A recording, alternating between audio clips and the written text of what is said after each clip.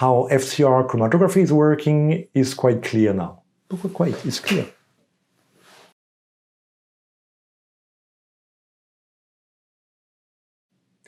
Today we'll dive into the world of the immune system, monoclonal antibodies, and Fc receptors.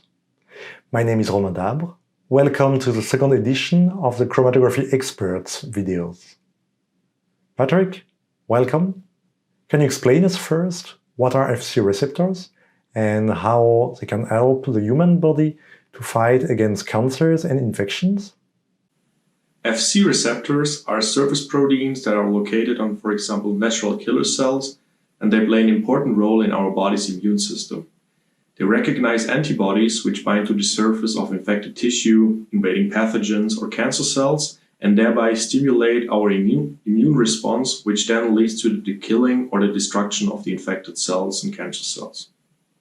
The mechanism of action of Fc receptors in the human body is clear. But let's come back to the main topic of our videos, chromatography. At Tosoh, we developed a HPLC column based on such receptors. What is the idea behind?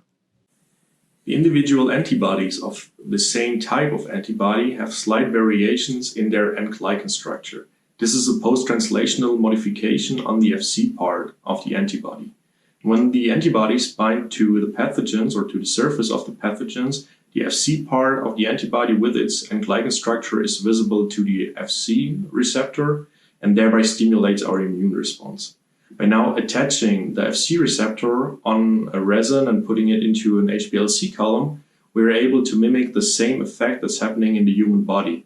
So antibodies that bind stronger to the Fc receptor have also a higher potency in killing cancer cells.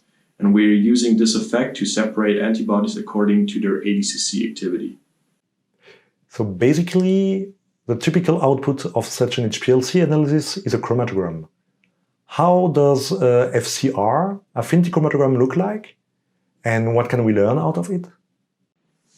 A typical FcR chromatogram consists of 3 to 4 peaks. The early eluting species are species with a low affinity and thereby a low ADCC activity. These are usually glycan structures like hymanose or H5 and species without galactose.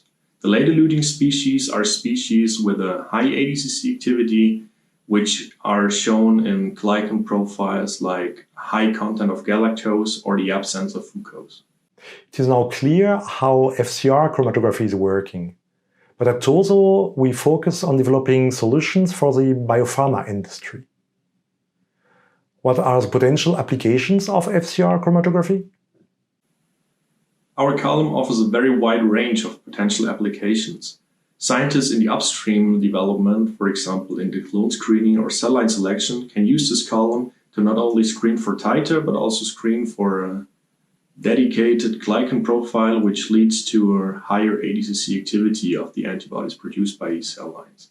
It can also be used in very late stages, for example in batch-to-batch comparability studies, because the slight differences in the glycan structure also lead to a different profile or a different chromatogram, which can easily be seen with this column.